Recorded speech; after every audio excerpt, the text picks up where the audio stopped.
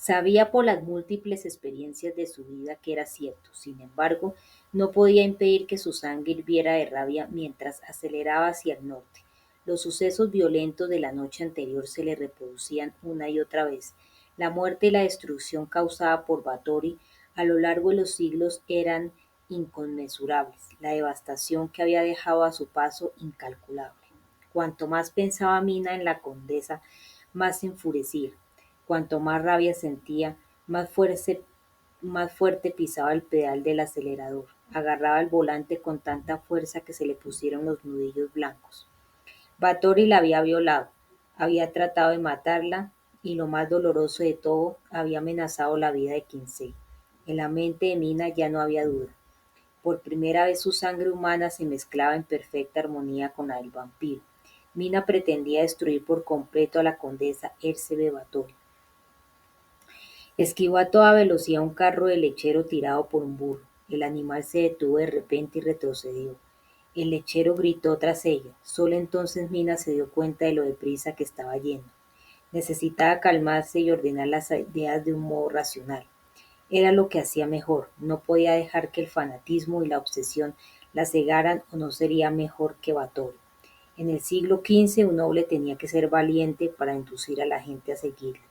Pero no era la valentía lo que mantenía a los campesinos a raya cuando llegaba el momento de recaudar impuestos.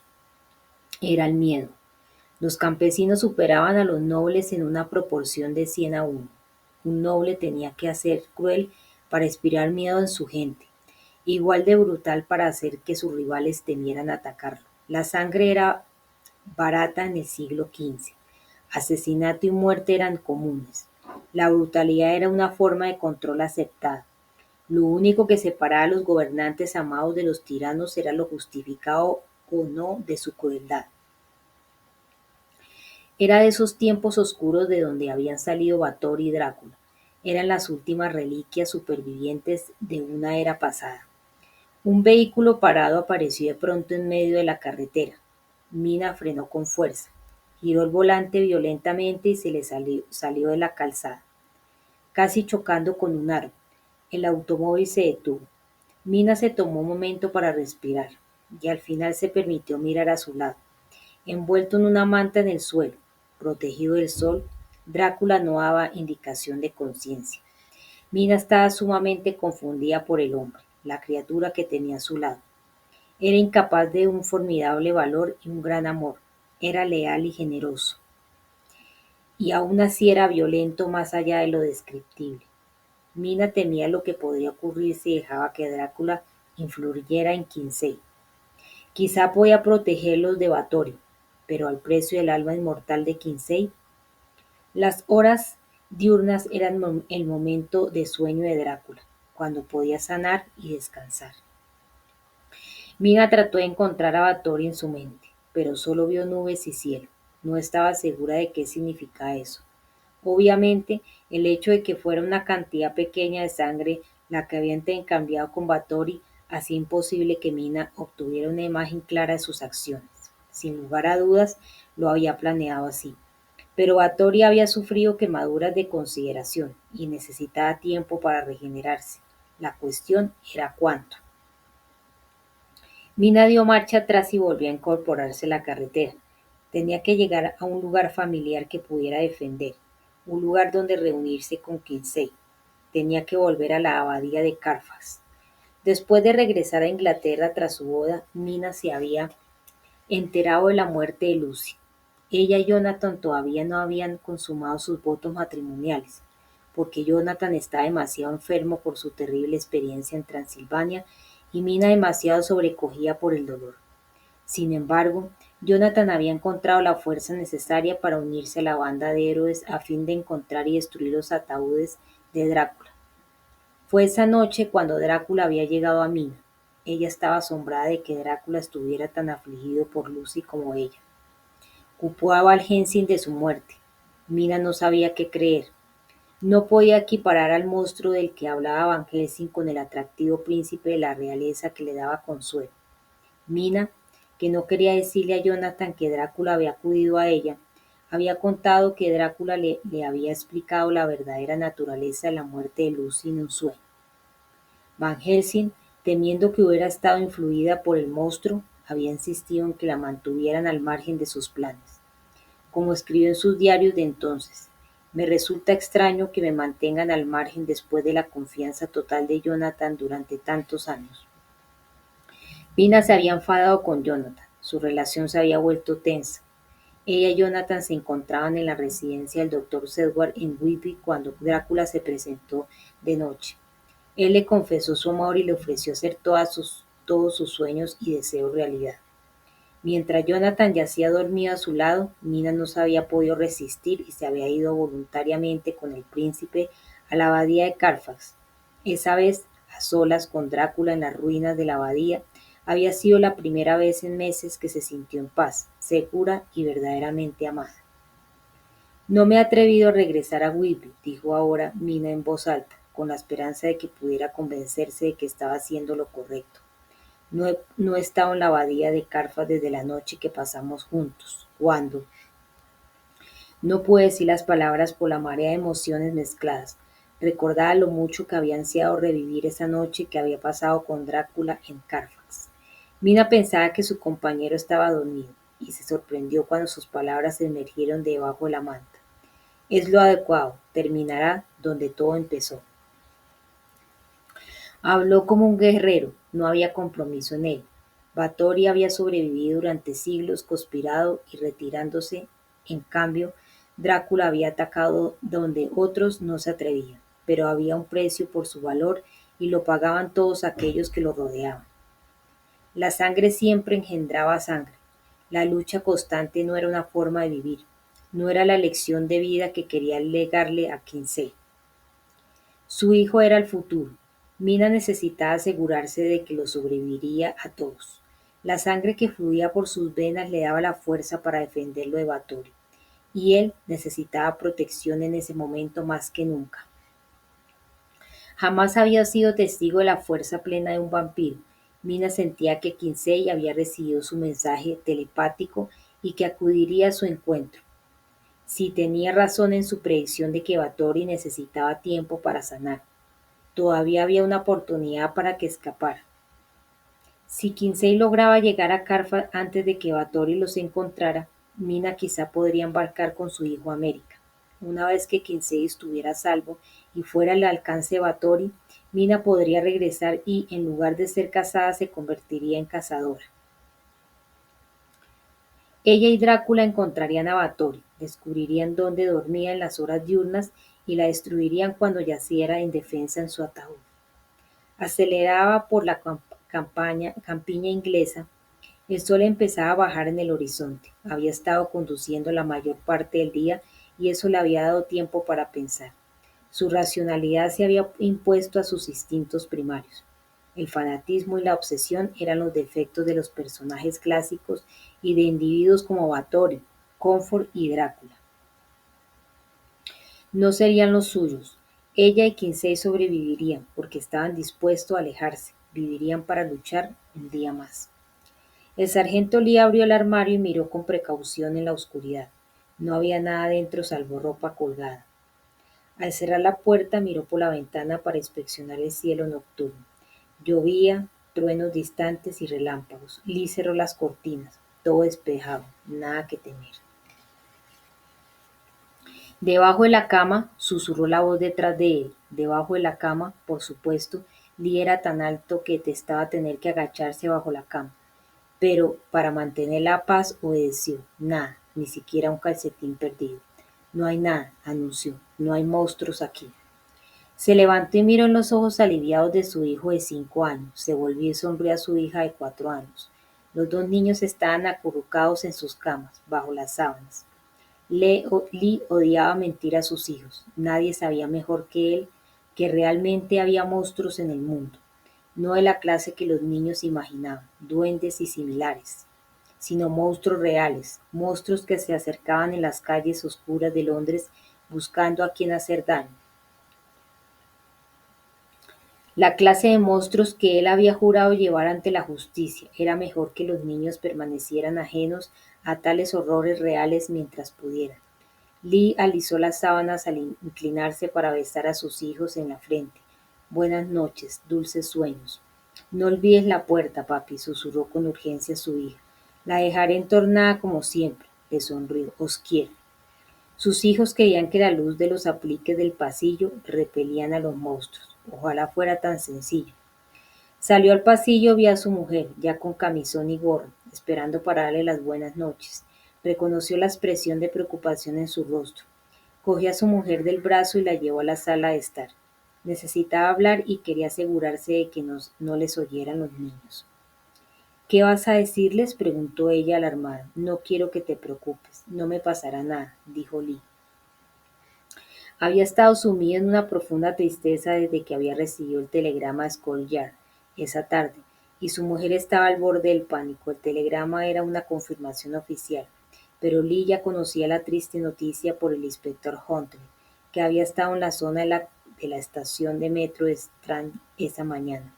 El inspector Comfort, el forense, la policía, el agente Price y los policías que los habían acompañado estaban muertos. Los capitostes de Scotland Yard tenían muchas preguntas sin contestar y Lee iba a comenzar su turno nocturno con una citación a la oficina del subdirector para describir su papel en las acciones del inspector Comfort. Se sacudió el polvo de las rodillas y se remetió los faldones de la camisa blanca almidonada. Después de averiguar que Comfort había muerto siguiendo sus creencias, el instinto inicial de Lee había sido coger la espada de la mano de su amigo muerto y continuar la carga. Pero, cuando se obligó a dejar la rabia de lado, se dio cuenta de que no podía permitirse ceder a su sed de venganza. No podía permitirse ser aniquilado como Comfort.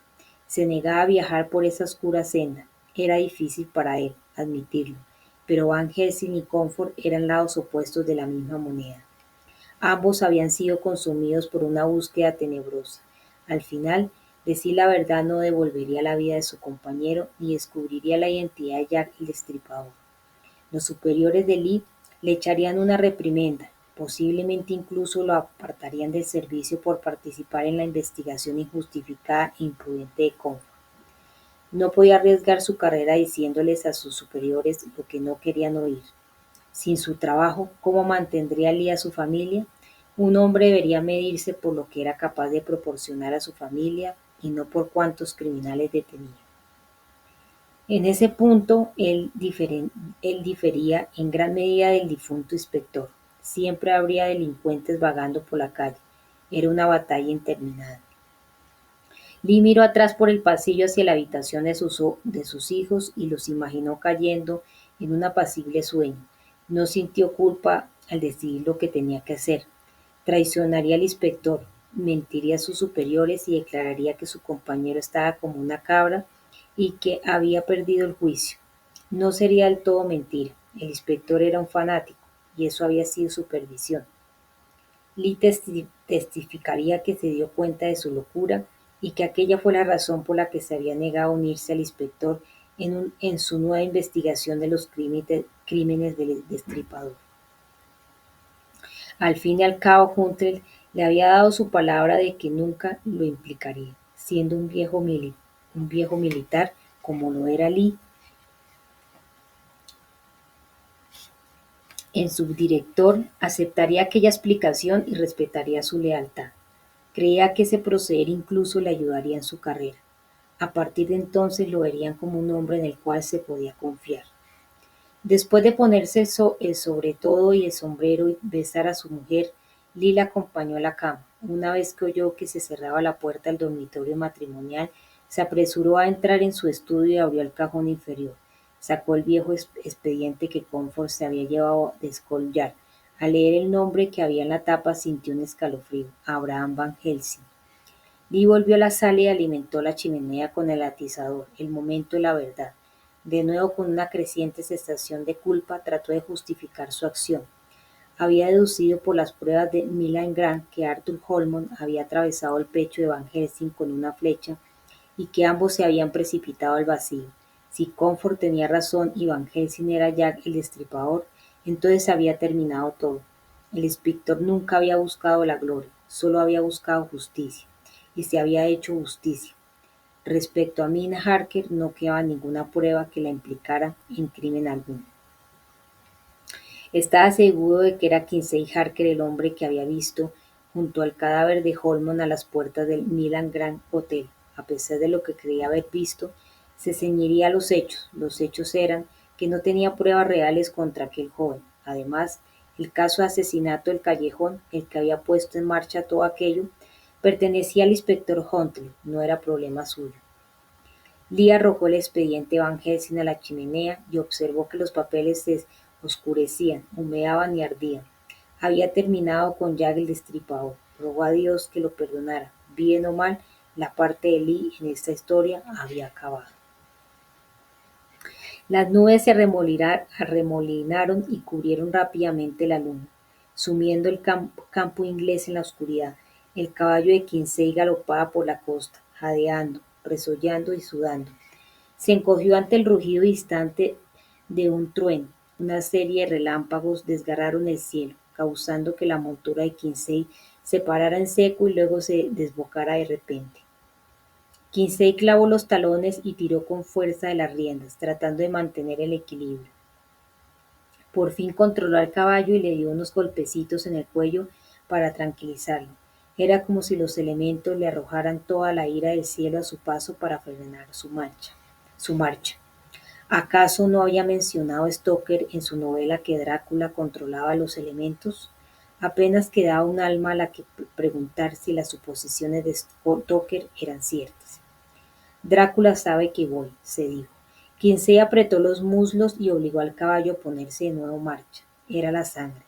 Todo lo que él supiera lo sabía Drácula. La sorpresa estaba descartada. Kinsey comprendió que las posibilidades no estaban a su favor, pero no flaquearía en su persecución. Drácula tenía que morir. Si le hubieran preguntado a Kinsey por su fe en lo sobrenatural 2 meses antes, se había reído a carcajadas. Ahora se había dado cuenta de su error. Dependía de él terminar la austera tarea que la valerosa banda de héroes había iniciado 25 años antes. Cabalgando por los páramos, Kinsey se convenció de que ese había sido siempre su destino. Por primera vez en su vida el camino por el que viajaba estaba despejado de culpa, remordimiento, miedo o duda. Kinsey estaba decidido. Se dice que aquellos que dan la espalda a su destino nunca pueden encontrar el éxito. Él había aplicado esa lógica en su decisión de convertirse en actor. Ahora las consecuencias que se derivaban de sus actos eran mucho mayores. Siguió al galope, se agachó bajo la rama de un árbol que casi lo descabalgaba. Tan perdido había estado en sus pensamientos que no lo había visto venir. Solo sus sentidos recién potenciados lo habían salvado de golpearse la cara. Hubiera sido una forma de morir bastante estúpida. Kinsey nunca había pensado demasiado en su propia muerte. Era joven y, hasta hacía solo unos días, aún creía que era invencible. Ojalá fuera cierto. Sentía que su búsqueda de sangre se hinchaba con la tormenta que se avecinaba. Recordó una frase de Macbeth, un papel que conocía pero que nunca había tenido la oportunidad de representar en el escenario. Lucharé hasta el final, pega bien. Macduff y maldito el que grite basta. Báthory saltó los escalones de la basílica de Saint-Denis cuando el cielo nocturno empezaba a disolverse en el azul traslúcido del alba. Si hubiera habido alguien despierto para ser testigo de su llegada, le habría parecido que una de las gárgolas de piedra había caído al suelo. La capa negra con capucha que llevaba Báthory para cubrirse la piel chamuscada se mezclaba casi a la perfección con la piedra. Báthory caminó hacia la entrada de la iglesia. Sufría un dolor torturante. Las llamas la habían quemado profundamente. Sus músculos se habían endurecido y constreñido. Con cada nuevo movimiento sentía que su carne se rasgaba y renacía lentamente. Ansiaba descansar y el abrazo amoroso de sus mujeres de blanco. Ellas habrían estado ansiosas por cuidar de sus heridas. Báthory echaba de menos la devoción que le profesaban. Ahora estaban muertos. 2 razones más para que Drácula y Mina sufrieran. El ojo que le quedaba examinó la representación de la Trinidad labrada en piedra encima del portal. Báthory podría haber entrado fácilmente por la puerta como cualquier otro visitante, pero esta era la iglesia de Dios. Quería hacer una entrada que le recordara a él su fuerza. Su mano chamuscada atravesó la pesada puerta de madera y hierro. Echándose la capucha atrás, Báthory caminó desafiantemente por la inmensa nave de la gran iglesia gótica, conocida como la Necrópolis Real de Francia, el lugar de reposo final de todos los monarcas. Su mirada se pasó en la estatua de Cristo, agonizante en la cruz. Incluso el Hijo de Dios era más débil que ella.